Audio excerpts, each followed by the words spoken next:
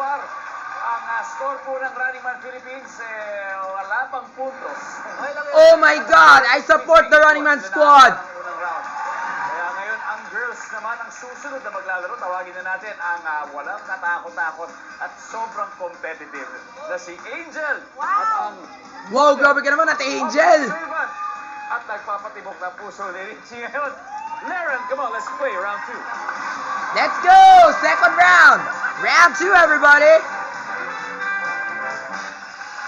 Ladies, What's the question for today? Sa round 2, Angel, ano ba ang kakaiba sa season 2 ng Running Man Philippines? Nako Kuya Dong, mas extreme tong season 2. Bukod sa sobrang lamig, ikakaiba rin yung mga missions namin this time. So, dapat talaga siyang abangan. And of course, Leren, siyempre marami tayong mga viewers sa Los Baños. Baka gusto mo silang batiin na yung mga kababayan. Of course, siyempre binabati ko lahat ng mga constituents ko at family sa bayan ng Los Baños. Hello po sa inyong lahat.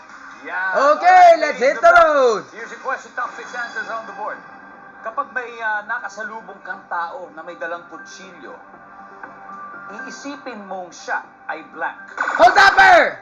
Angel, Kriminal. anong klaseng kriminal? Mamamatay tao. Mamamatay tao. Yes. Killer, like Pero, me! Leren, Mega pwede ka Smasher! pa ba mas pataas? Yes. Kapag may nakasalubong kang tao na may dalang kutsilyo, isipin mo siya ay ano? Hold up, Excellent! And I know that's number Alright. number 1, but it became number 3. Alright.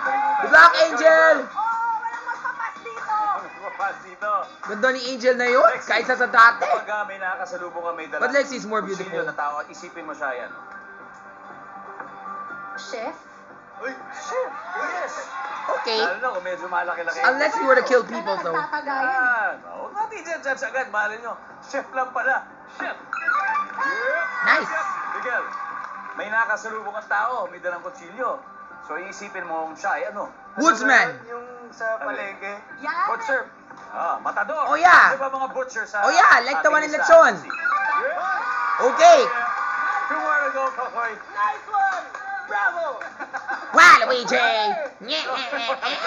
Take it away, Waluigi At man. least merong cheerer sa team, di ba? Yes. Kapag may nakasalubong ang tao na may dalang kutsilyo, isipin mo siya ano? Nagko-cosplay. Cosplay. Ano kaya ang costume niya para? Eh? Costume, si Chucky, Samurai. Ha? Samurai. Samurai? Si Chucky. Chucky? Oo, mga ganun yun. Services. Angel. Sorry. Kaya isipin mo, taong may nakasalubong kang may kutsilyo. So, ay... Magician? Pwede! Pwede! Kasi ginawa mo yung iba! Pwede. Pwede. Nice Pwede. try. Pwede na yan. Although Pwede it could na yan. tantalize you for a while. Stand by, stand by. Lexi, pag may nakasalubong kang tao... Oh, na that's may my dalang kutsilyo, princess. Iisipin mong siya ay... Crazy person. Crazy! As in, wala sa sarili. Wala sa sarili. Services. Nope. But actually, I was trying to think of the forest man or the woodsman. Ano yan? I know woodsmen have axes that break down trees. May nakasalubong kang tao na may Oh, dalang yeah, kutsilyo. that's a big Sa one. tingin mo siya ay yan. Baliw. Iisipin mong siya ay baliw. CJ. Naghahasa. Naghahasa. Laren. Same yun as talisman, di ba? Yung nangahasa. Naghahasa. Nangahasa. Tagalog lang alam ko. Naghahasa. Okay, Richie. Kapag may nakasalubong ang tao na may dalang kutsilyo, isipin mo siya ay, ulitin ba natin yung ginawa natin ng round 1? Kung may iba kang sagot, Richie? Sige, mga hasa. Manghahasa. Sabi po nila ay manghahasa. Nandyan ba yan? Services. Sorry.